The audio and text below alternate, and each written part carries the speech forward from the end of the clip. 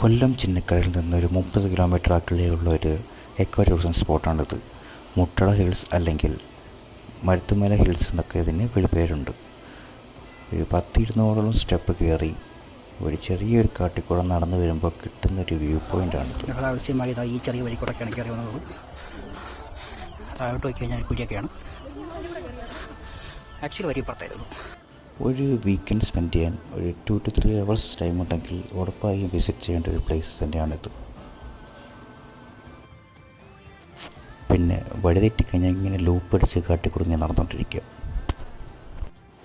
എത്രയൊക്കെ സ്റ്റെപ്പ് കള്ളി പിടിച്ച് കയറിക്കാന്നും കഴിഞ്ഞിട്ട് കിട്ടുന്ന ഒരു വ്യൂ പോയിൻ്റ് ഉണ്ട്. It's just amazing. നിങ്ങൾക്ക് വേണമെങ്കിൽ ഇനിയും ഒരു ഹൈ വ്യൂ പോയിൻ്റ് ഉണ്ട് ഇവിടെ.